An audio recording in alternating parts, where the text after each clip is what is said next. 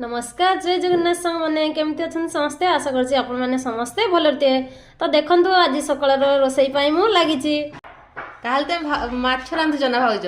ହଁ ମାଛ ତ ରାନ୍ଧୁଛି ସତ, ହେଲେ ଫ୍ରିଜ ରେ ମାଛଟା ରାତିରେ ଥିଲା ତ ତୁମ ପାଇଁ ମାଛଟା ତ ଖରାପ ହେଇଗଲା ଆଉ ପକେଇ ଦେଇ ତ କହିଲା ମତେ ଫ୍ରିଜ ରୁ କାଢିକି, ମାନେ ଫ୍ରିଜ ରେ ଆଇସ ହେଇଯାଇଥିଲା, ରାତି ସାରା ମାଛଟା ଥିଲା ତ ଆଇସ ହେଇଯାଇଛି ତ ତ ମୁଁ ଗୋଟେ କଣ କହିଲେ ଦେଖିଆ, ମୁଁ ତମକୁ ଟିକେ ହେଲ୍ପ କରିଥିଲି, ହେଲ୍ପ କଲାକୁ ଏମିତି ଅବସ୍ଥା ହେଇଗଲା ଆଉ।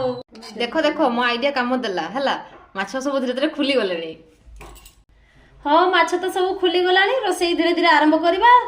ଆଉ ହଉଛି ମୋର ଦିଅର ସ୍ୱାମୀ ବାହାରିଲେଣି, ମାନେ କ୍ୟାମେରା ବାଲା ପାଖକୁ ଯିବେ, ସେଇ ପାଇଁ ମୁଁ ଟିକେ ରୋଷେଇଟା ଶୀଘ୍ର ସାରିବା ପାଇଁ ଚେଷ୍ଟା କରୁଛି, ହେଲେ ଏରକ ଅବସ୍ଥା ତ ହେଲା ଆଉ। ତ କ୍ୟାମେରା ବାଲା ପାଖକୁ କାହିଁକି ଯାଉଛନ୍ତି ଆପଣ ମାନେ ଭିଡ଼ିଓଟି ଧୀରେ ଧୀରେ କଣ୍ଟିନ୍ୟू କଲେ ଜାଣିପାରିବେ।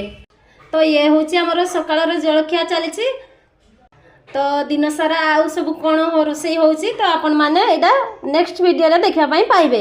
रहउची नमस्कार जय जगन्नाथ।